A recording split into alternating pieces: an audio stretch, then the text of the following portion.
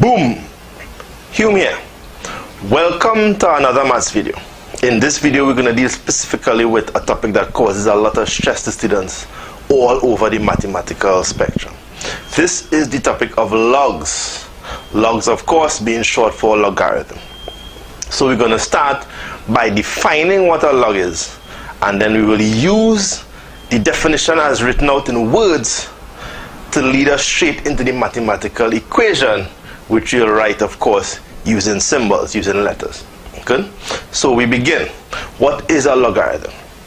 A logarithm is a quantity which represents the power to which a fixed number must be raised to produce a given number. So I will read that again. A logarithm is a quantity which represents the power to which a fixed number, we call the fixed number the base, must be raised to produce a given number. And for our purposes here, we will refer to the given number as the quotient. Okay, so that will give us three quantities to consider. We have the power, we have the base, and we have the quotient. Just remember that the quotient is whatever you get at the end of your mathematical process. Good? So if we have a base and we have a power, and we're raising the base to a particular power. So in other words, we're dealing now in the realm of indices, in the realm of exponents. Good? So logarithm is basically the flip side of exponents. So, and you'll see that a little later. So if we say that we have the base, so we're going to write it out in the words now. The base raised to a particular power will give the quotient. Good? That is the basic equation as given by the definition in words. Good? The base raised to a particular power will give you a quotient. You have in letters now b raised to a particular power, which will give you your q.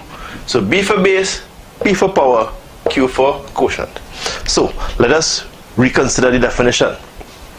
So the logarithm is the quantity which represents the power, p for power, to which the base must be raised to give a particular number which we refer to as the quotient.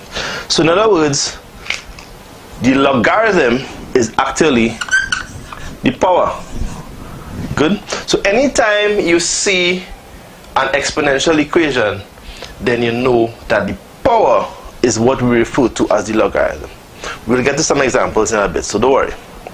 Good? Now, at what point does this become logs? Good? We're going to deal with that now. So, we have this particular equation that we were able to derive from a definition that was given in words. Good? We use the concepts, we assign certain symbols to the concept, and we were able to put a mathematical equation. So, we're going again. We know that this here is a log, because definition says that the logarithm represents the power, right? So the log is the power, and in fact you will see some places where the log is defined simply as a power or as an exponent, right? Maybe even as an index in some places, right? All three of those words are used to mean the same thing. All right, so this is your log. So if we want to write that in words now, what we're going to do, we say that the log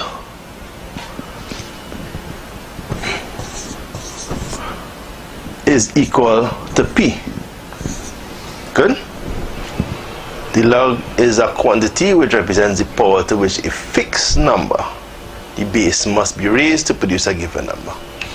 So if the log is p, the log of what is p?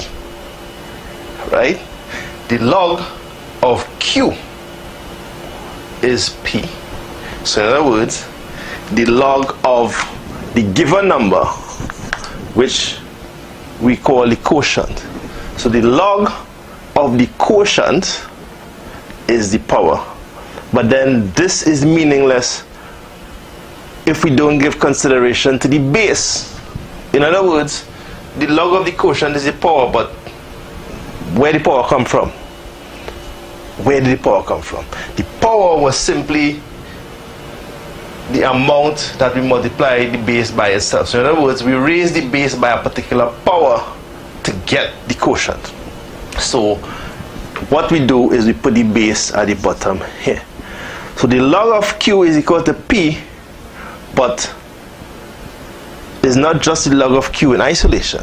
The log of q to the base of b is equal to p. So just to reiterate, you have what we call the exponential form on the left side here. Your base to the power of p is equal to q. Base raised to the power of p is equal to q, your quotient.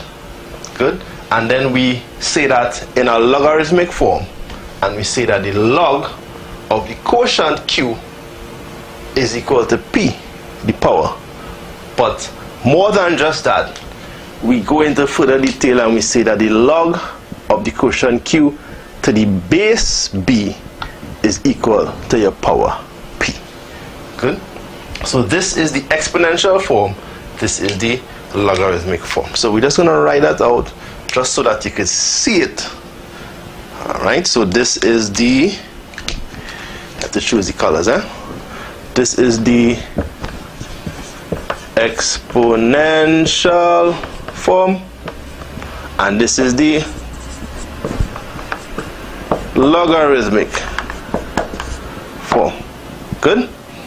Alright, now is where the session going to get nice, because we're going to use actual numbers now to illustrate the concept of logs. Good? A lot of times in maths, you explain a concept in some kind of generalist terms and people don't get it. But when you use an actual example, that is like, whoa, it suddenly hit home now. Good? So I have every confidence that the next part of this thing here is where it's going to hit home, where we're going to actually use an example to illustrate the concept, and then after that we would have laid the platform to push forward with further work in logs.